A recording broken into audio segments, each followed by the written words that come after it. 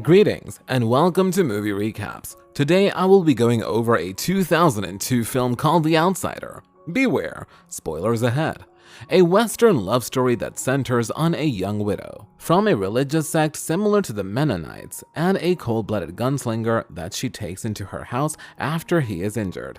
Randa Haynes is the director. When a young sheep farmer's widow takes in a wounded outlaw, she offends her Quaker community. An angry cattle lord, who was accountable for her husband's demise and has long yearned to steal her land, seizes the chance to do so. Hollywood, however, permits the outlaw to turn into an unexpected hero. Prominent casting includes Tim Daly as Johnny Galt, Naomi Watts as Rebecca Yoder, Keith Carradine as Noah Weaver, David Carradine as Dr. Lucas Henry, Thomas Curtis as Benjo Yoder, John Noble as Fergus Hunter, Todd Lee as Mose, Brett Tucker as Ben Yoder, Grant Piro as Woodrow Wharton, Pete McCauley as Isaiah Miller. In Montana in the late 19th century, The Outsider takes place. Ben Yoder is getting ready to leave his residence on a wet day at the start of the film. Ben encourages his small son Benjo to stay at home to protect his mother even though Benjo wishes to accompany him. Henchmen of vicious cattle, Baron Fergus Hunter, two men are breaking a fence where the remainder of the flock's sheep are stabled while Yoder is retrieving a saved sheep from the river. Yoder and the henchmen argue over whether the area is an open range or legally homesteaded after this. Yoder ends up being pulled by his horse for a distance of many feet before ultimately managing to free himself with a tiny knife by using the rope remaining wrapped around his waist from saving the lost sheep. He adamantly tells Fergus Hunter to leave his property. "I won't sell." "No, I guess not," Hunter responds, "but your window will." Ben Yoder lowers his knife and cries, not wanting to fight back against the men who he knows are going to kill him. The young child is severely traumatized when Rebecca and Benjo discover him hanging from a big tree a few hours later. The religious organization to which they belong, the Plain People, a sect that resembles the Amish, congregates at the Yoder property.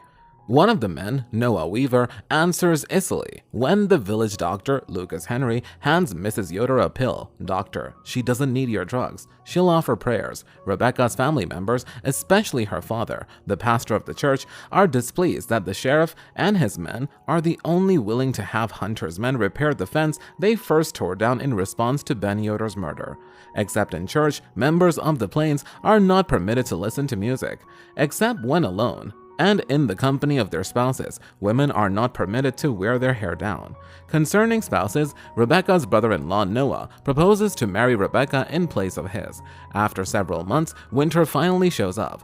The farmhouse is run by Rebecca and Benjo alone. The latter has hardly spoken at all since he discovered his father dead. But as a wounded man stumbles towards them through the snow, he gently warns his mother.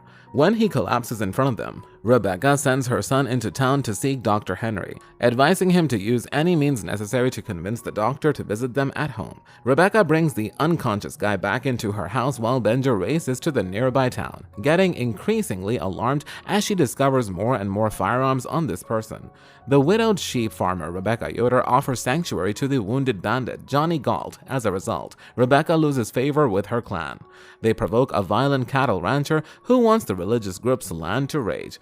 Because he is an alien to their faith and way of life, their connection is illegal until she is prepared to repent of her sins from this unlawful connection and receive forgiveness. She is isolated from the group. She makes the decision to resume her previous way of life. She is unable to leave her new life with Johnny when the time comes for her to do so. In the beginning, when Galt switches from being a shooter to a shepherd, the short film has some funny, unique touches. Occasionally, Rebecca makes an assistance request. With both 6 guns at the ready, he charges inside the barn. She just giggles. She wants assistance with the delivery of a sheep, although the Plain People in the film look to be something like Amish or Mennonites. There were no Norwegian colonies of this sort in the US. Instead, the background music in the film was primarily Norwegian folk tunes, like Blatoner Fralon and Jenta Eise Fluken. These organizations mostly originated in Germany and Switzerland. The majority of Norwegian immigrants to the US during this time were Lutherans. The song that is performed at the religious ritual in the barn was also sung in Norwegian. Thank you for watching, and don't forget to subscribe to our channel and press the bell icon to never miss out on an interesting movie recap from our side. Until then, cheers!